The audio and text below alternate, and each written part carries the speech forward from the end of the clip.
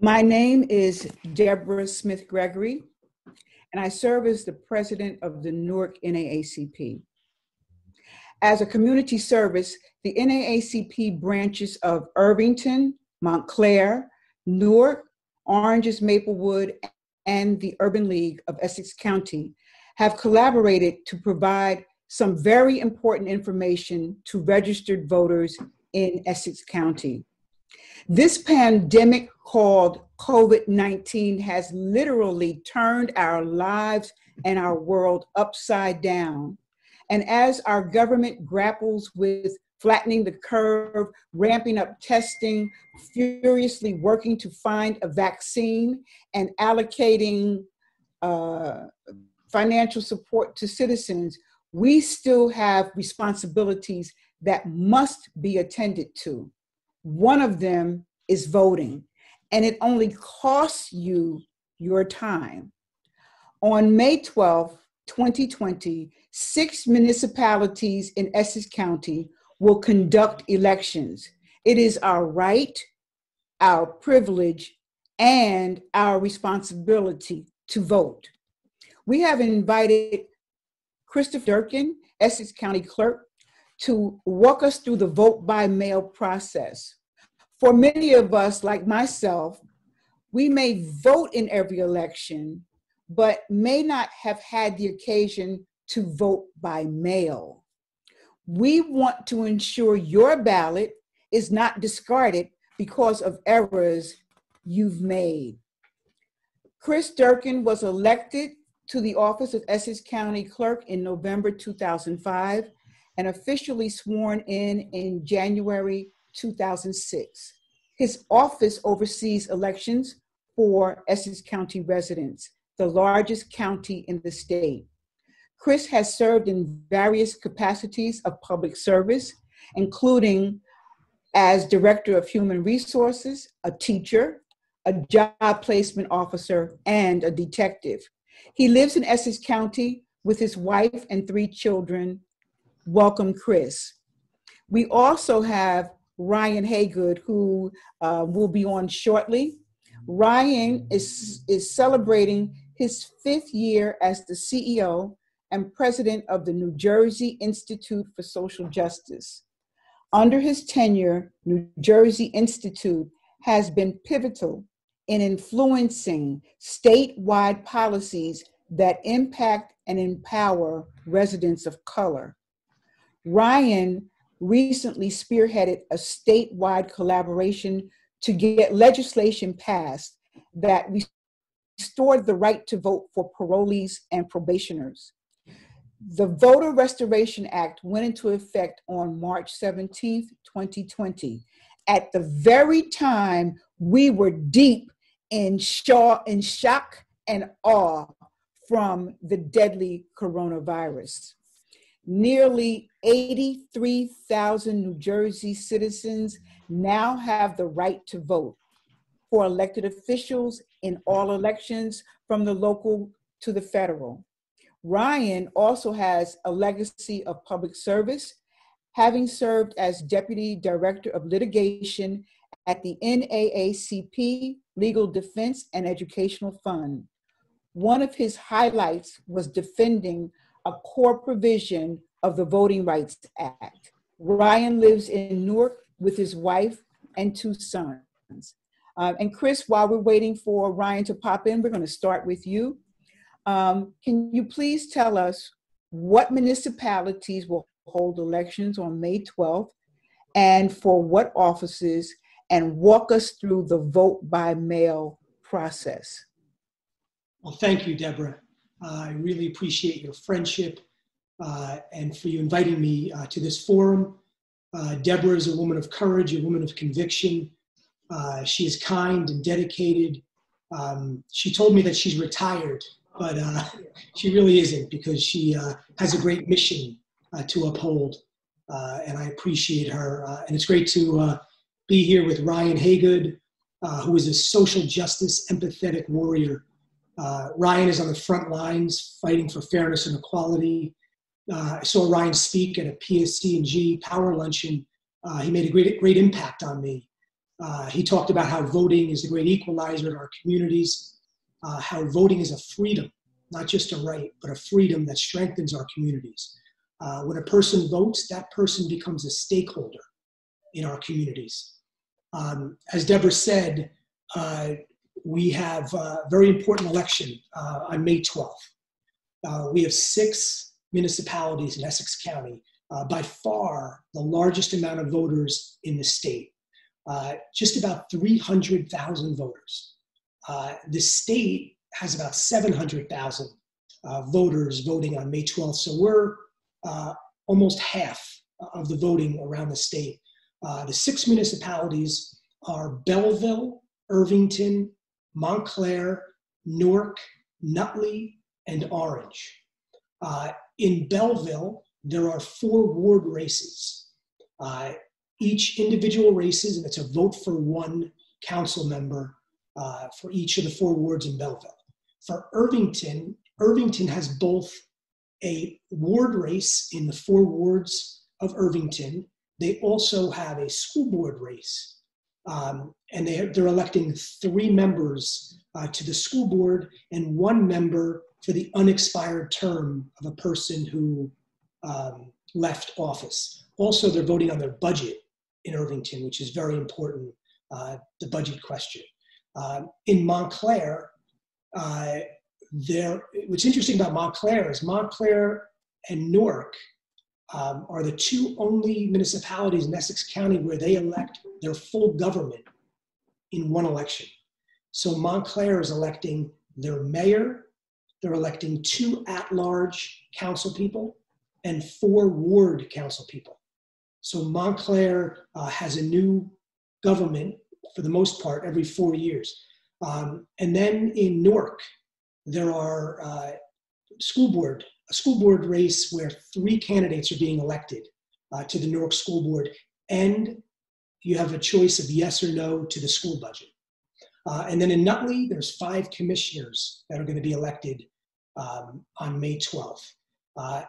Orange, we have the mayor election, choice for 1 for mayor of Orange, and there are 3 at-large council people to be elected in Orange for May 12th.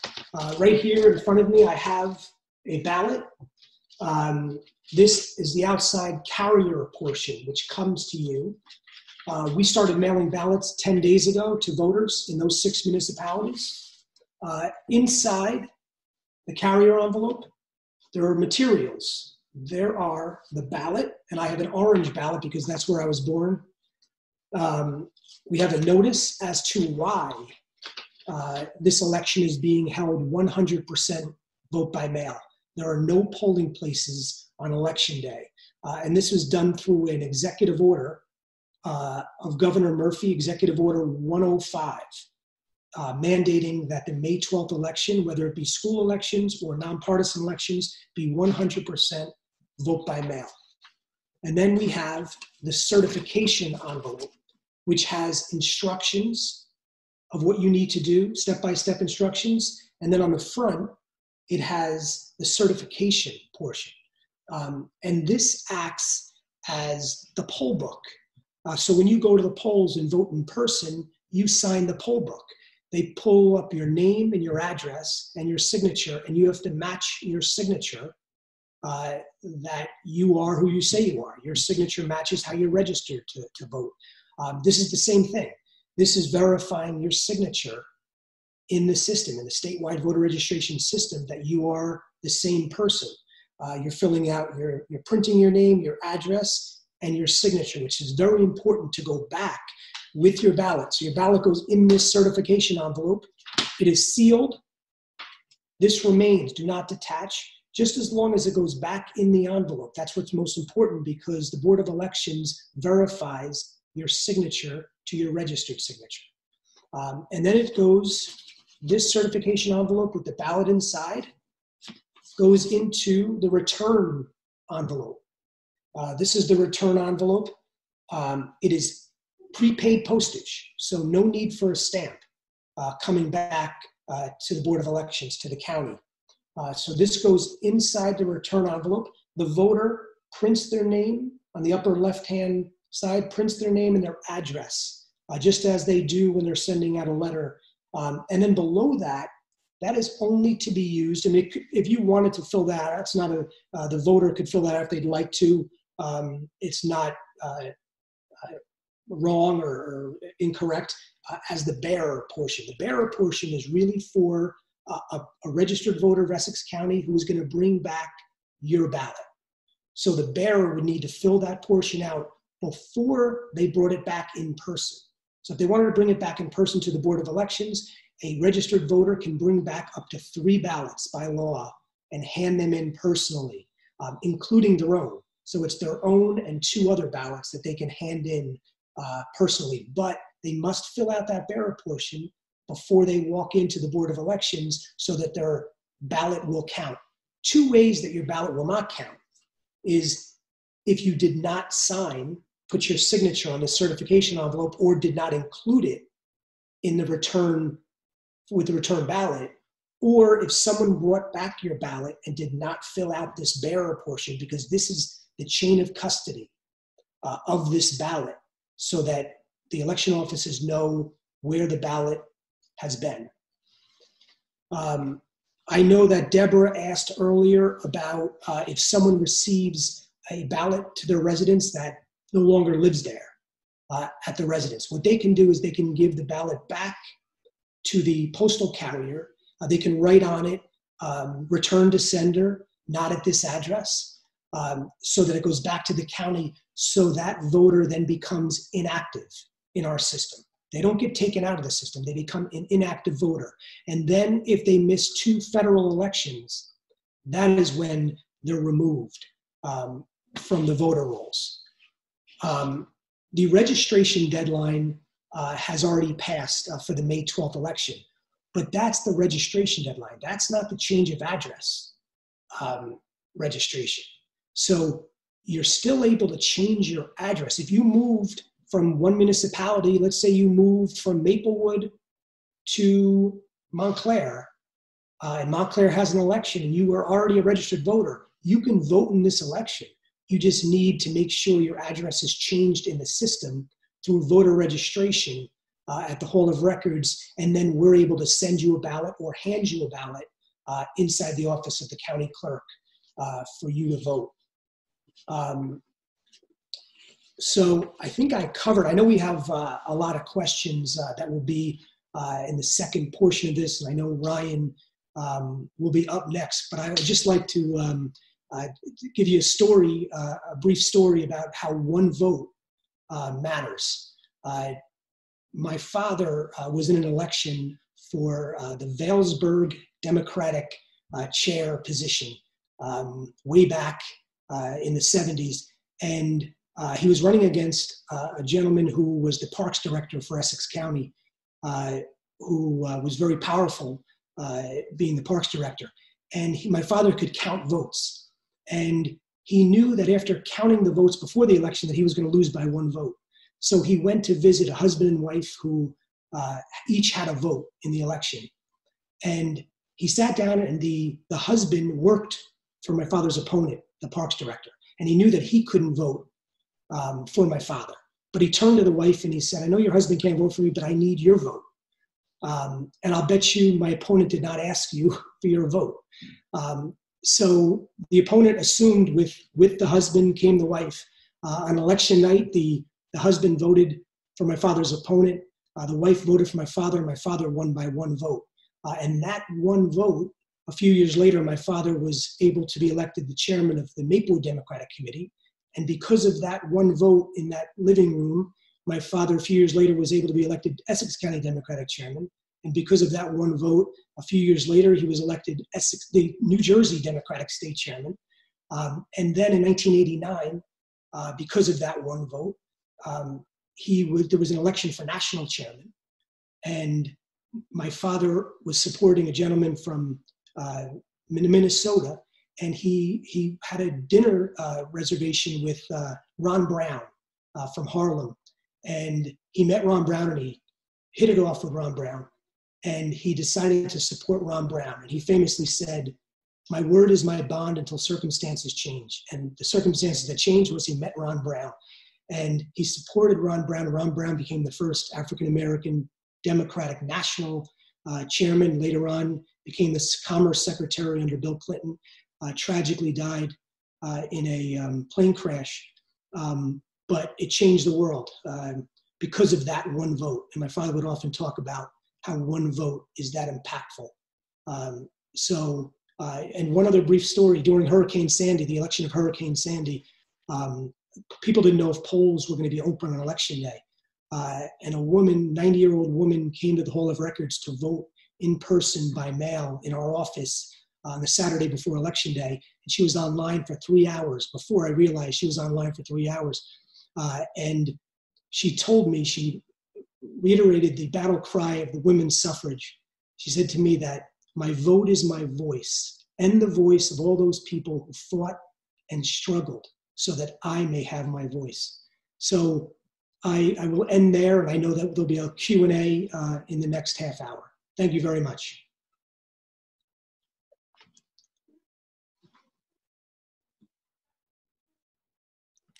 Thank you, Chris. Welcome, Ryan. We seem to be having some tough technical difficulties with this being live streamed, but we will absolutely make sure that it does get out. Ryan, we did introduce you, and we talked about the fact that you spearheaded a collaborative effort to get legislation passed for the restoration of voter rights for parolees and for probationers. And what we would like for you to give us is some highlights of the Voter Restoration Act. And in light of this terrible crisis that we're currently experiencing, give some ideas about how to ensure and empower those thousands of citizens who can now vote in the upcoming elections, particularly the November election, which is just 6 months away. Sure. So thank you so much, President Smith-Gregory, for hosting this important conversation. It's really part of a broader conversation that's happening in this country around, how do you empower people to access their democracy while in the throes of a pandemic? And so it's so good to be on with our dear friend Chris Durkin to have this conversation now as we shelter in place in our homes. And so I am mindful of the context in which we're having this conversation. That is that New Jersey, along with the rest of the country and the world, is fighting a devastating public health crisis. And I think that crises like these have always exposed the cracks in our country's foundation. And these cracks are causing earthquakes in Black and Brown communities. And so I think about how we confront these real challenges that we now face, how we're humbled by the enormous challenges that are presented to us in this difficult moment. But I also think we can be inspired by what we, to your point, President Smith-Gregory, what we accomplished together, our collective advocacy together accomplished around democracy in New Jersey in just the past legislative cycle. So I want to lift up a few things and then talk about how we make those things real, even in this difficult moment. So together, we achieved the passage of historic legislation that will restore the right to vote to 83,000 people on probation and parole. This is a population that's nearly the size of our capital city of Trenton. And this was a right that was first denied to people with criminal convictions in 1844. This was the year that New Jersey restricted voting to white men only. And so thousands of people across this state joined and collectively advocated to build a New Jersey that is in fact 1844 no more. That law became effective on March 17th. Together, we also secured automatic and online voter registration to make the promise of democracy real and accessible to people across New Jersey on a bigger scale. We've been urging New Jersey to make the online voter registration piece ready in advance of the July 7th primary. Together, our collective advocacy brought an end to prison-based gerrymandering. This is really considered the modern day 3/5 clause, where people who were incarcerated were previously counted as residents of their prison facilities as opposed to their home communities to which they are most likely to return. for purposes of legislative redistricting. And finally, together, we secured $9 million for Census 2020 outreach to help ensure that hard to survey communities of color won't go undercounted, underfunded, and unrepresented. It's worth noting that in New Jersey, half of all Black people in the state live in what are considered hard to survey communities. In Newark, where I live and President Smith Gregory live and a number of folks watching live, Newark is number one in the country for having the highest percentage of Black folks living in what are considered hard to survey communities. And so it is especially important for us to ensure that everyone is counted in the 2020 census. In fact, you all can do this at home, online in less than 10 minutes. I've got my t-shirt on encouraging us to be counted because we matter. All of this remarkable progress was made possible in just one legislative session, even as we face one of our most difficult national moments, and as we face the challenge of making these historic reforms real in New Jersey as we confront the devastating effects of the coronavirus pandemic. I have been thinking a lot about how we've been building in New Jersey democracy from the ground up in our communities. We're not waiting for it to trickle down from Washington, D.C. And I think that it's important, especially now, that we continue this work, even as some folks are urging us to return to normal. In many ways, normal was not acceptable for us. We've got to create a new normal, which, among other things, connects more people to the power of democracy in New Jersey. So President Smith Gregory asked me to say a word about the huge win that we collectively achieved that restores 83,000 people to the ballot box who were on probation and parole.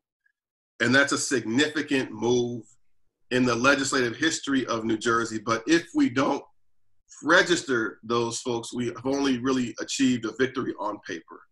So the upcoming election is May 12th. Voter registration has closed for that.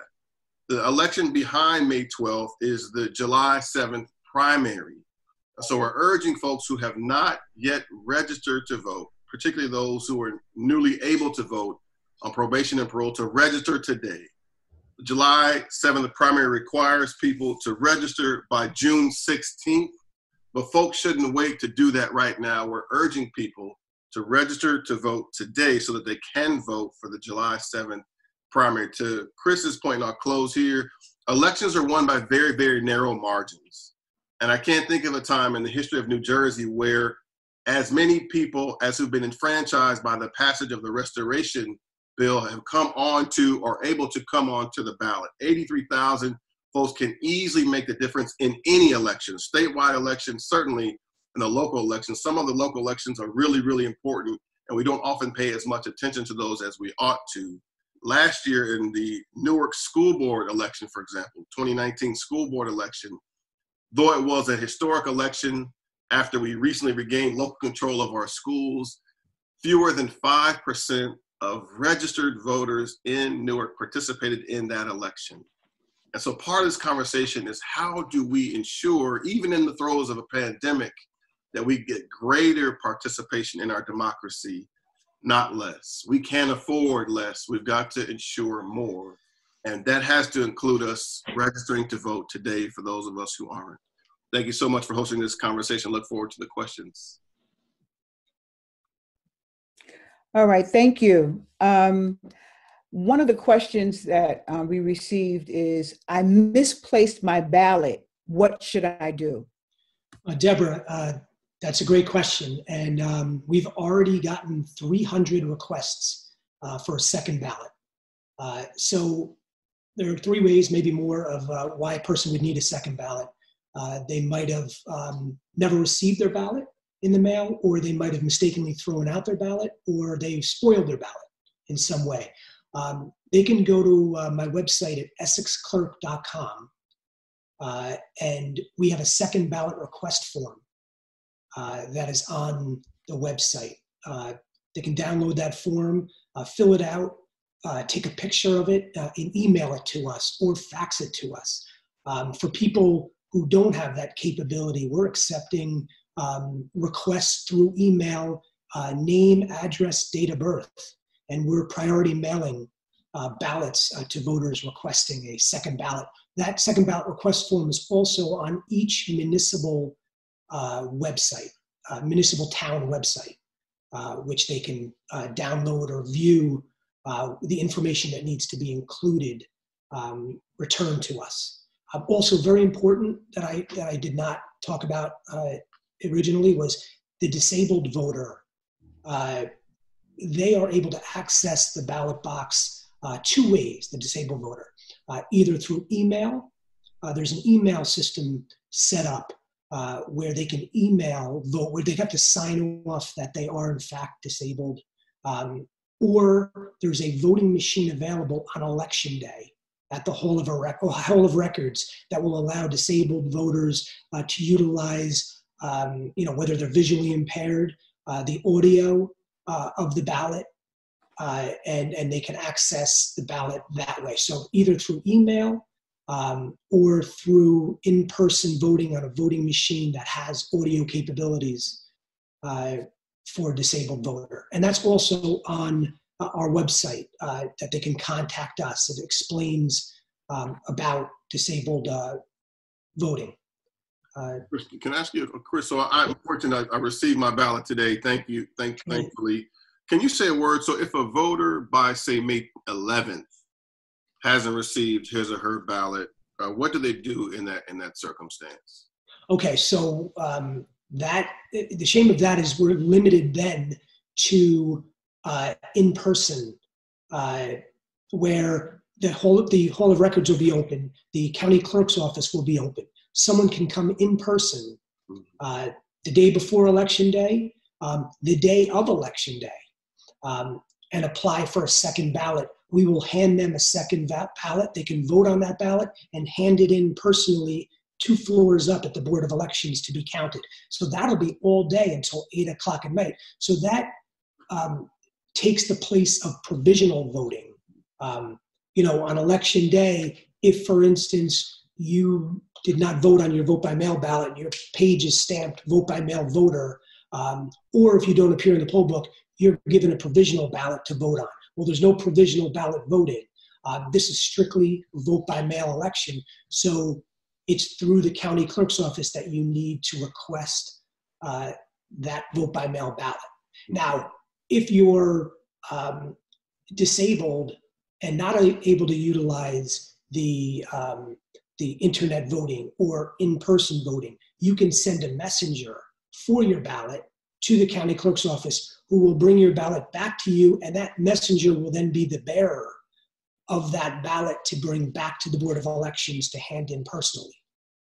So just so I'm clear, Chris, as a last resort, if a voter doesn't receive his or her ballot by May 11th, they can come to the county clerk's office, they can vote on a regular ballot, and it'll be counted as if it were a regular ballot that was cast.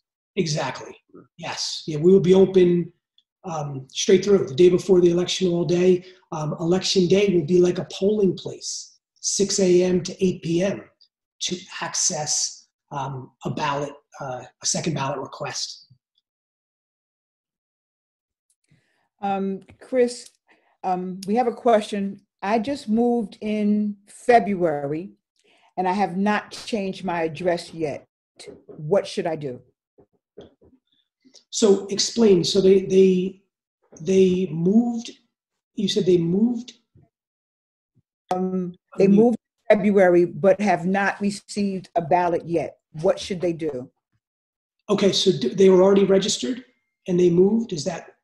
Yes, they were already registered and they moved in February, but they haven't received their ballot yet. What should they do? So that's a great question. So on the second ballot request form, there are 2 entries of addresses. The first entry is, what address are you registered at? The second address is, where do you want your ballot sent? So obviously that person has already sent a ballot to the previous address.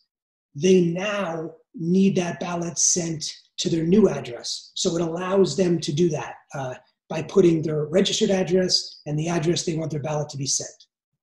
Okay, okay, great. A senior citizen, and I know you addressed this, but senior citizens are anxious about making sure that their votes are counted.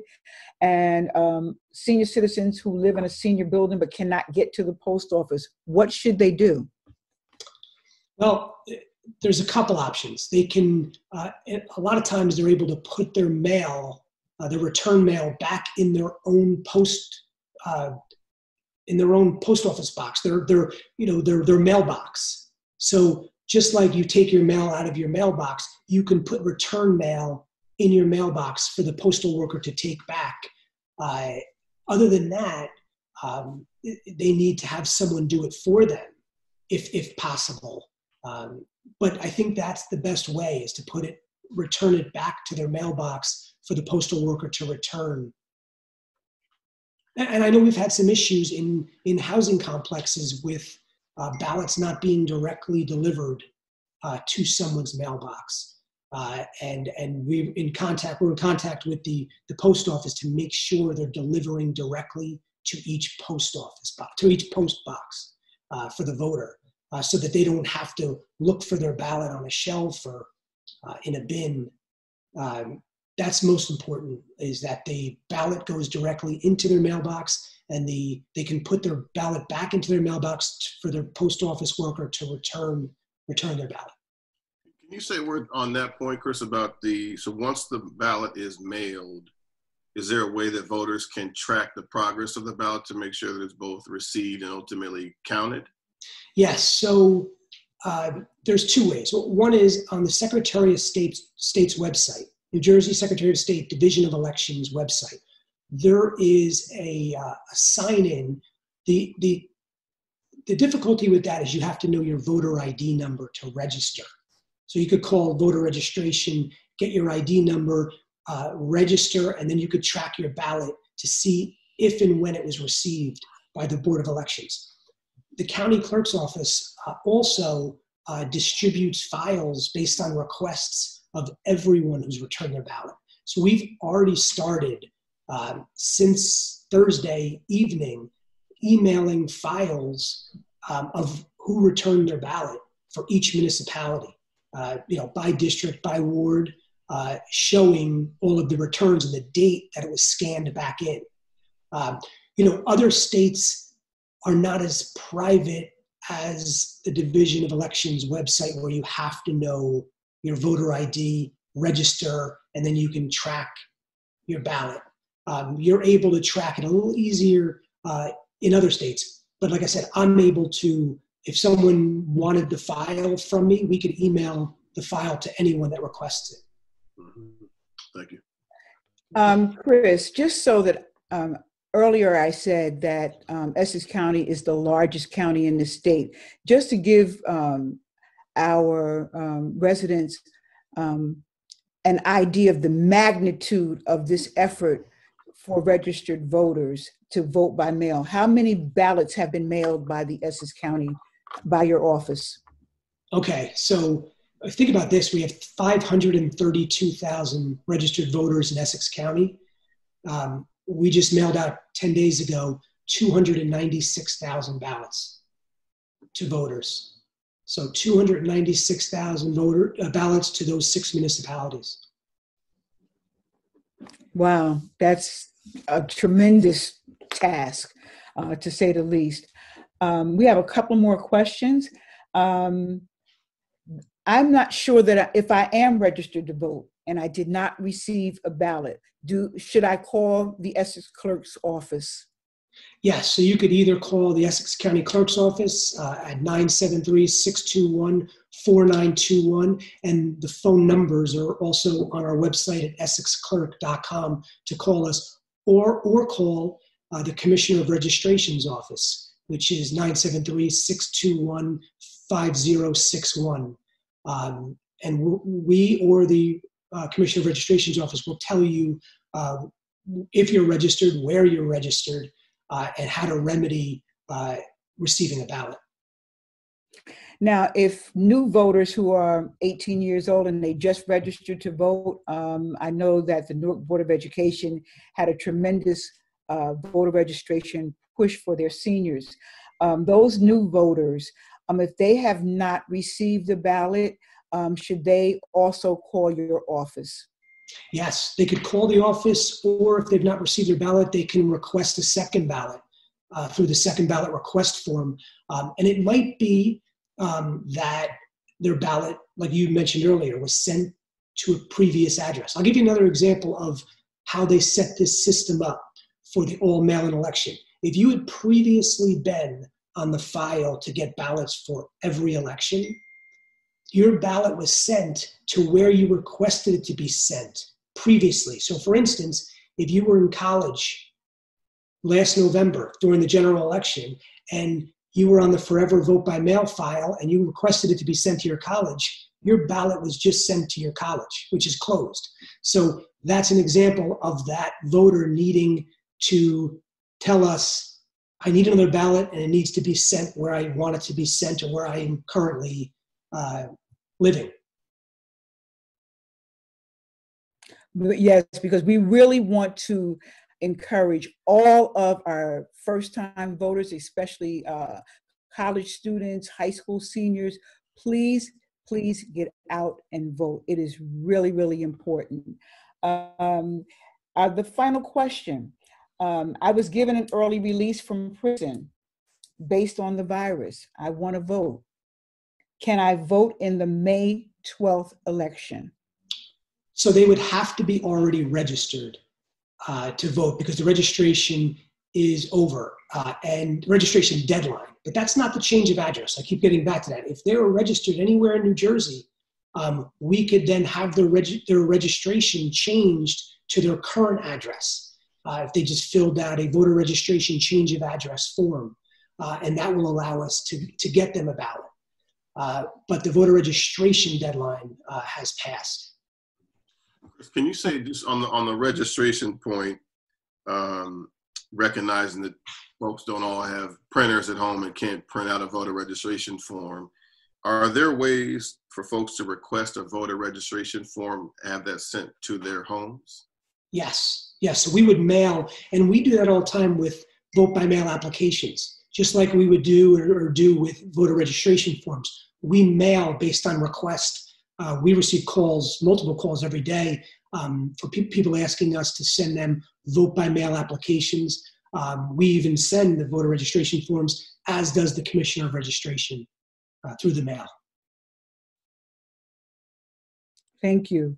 We're going to close out. I just want to say to the viewers who are now able to get this on Facebook that we will repost the entire episode that started at 2. It's going to be about 45 minutes long so that you can get benefit. We want to educate and empower our residents. And just based on, this is our first time attempting to do this and learning as we go, we sincerely apologize to everyone who tried to get online and was not able to see the broadcast. So with that, I would like to get closing comments from each of you. We'll start with you, Ryan. Sure. So I just want to thank you again for hosting this conversation really about democracy and how we access democracy in the midst of a pandemic. It requires, just as this Zoom meeting did now, some flexibility, some tenacity, and some commitment. So I thank you all. I really do want to lift up how significant it was that together we changed a law in New Jersey that will empower 83,000 people previously barred from voting on probation and parole to now participate in our democracy. And though voter registration has closed for the upcoming May 12th election, it's open for the July 7th primary. And so I urge folks, as Chris shared, to register to vote. You can ask for a registration form to be sent to your home so you don't have to print it out. If you can't do that at home, we urge you to do that. Register today. And if you are registered, participate in the May 12th upcoming elections if they're happening in your city. They're very important. The local elections are among the most important because it's true that change, when it happens, it has always happened from the ground up in our communities, not from Washington, D.C. down. Thank you. Well, thank you, Deborah. I appreciate the invitation to this forum. I want to thank Ryan Haygood for all of his great work. I mean, incredible.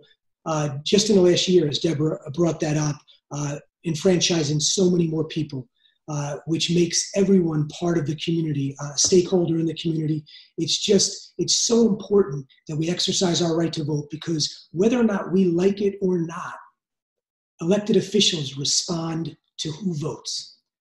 That's the constituency that they respond to. That's who they listen to most of all. And we can say all we want that it shouldn't be that case, and that's not fair, but that's life. So we must vote. We must get involved in our communities because we're all in this together. Thank you. Thank you. On behalf of Thurman Dancy, President of Irvington NAACP, Al Pelham, President of Montclair NAACP, Thomas Puryear, President of the Orange's Maplewood NAACP, Vivian Cox-Frazier, CEO of the Urban League of Essex County, and myself, Deborah Smith-Gregory, President of Newark NAACP. We urge all residents in Belleville, Irvington, Montclair, Newark, Nutley, and Orange to mail in your ballots now. Your deadline is May 12th, but we recommend that you make sure you drop your ballot in the mail at least by May 10th to ensure that it is received. Your vote is your power. For more information on vote by mail, you can contact the Essex Clerk's Office. Again, that website is www.essexclerk.com, all one word. For more information on the activities of the New Jersey Institute for Social Justice, you can go to their website, www.njsij.com. For NAACP updates, you can go to the Newark NAACP Facebook page. We just thank Chris and Ryan for educating and empowering our residents. We will have this session broadcast on channel 68 in Newark and 34 in Montclair. And if we have some other public access channels, we'll make sure that we get the word out where it can be reached. A special thanks to Interfaith TV for their technical assistance. Thank you. And we want to thank everyone for tuning in. Be safe. Frequently wash your hands, practice social distancing. Don't forget to wear your mask in public. Our humanity is our commonality. We need each other to survive. Thank you. Thank you. Thank you. Now, I'd like to, before we completely go off, I'd like to share a video that Essex Clerk has put out. Because of the coronavirus, the May 12th elections will be an all-vote-by-mail election. You cannot vote at your polling place on Election Day. Belleville, Irvington, Montclair, Newark, Nutley, and Orange are mailing election ballots to all registered voters. Vote your ballot and return it. You can place your ballot back in your own mailbox for your postal employee to pick up and return for you. Prepaid postage has been attached, so you don't need a stamp. Let's vote, and together we can make democracy work.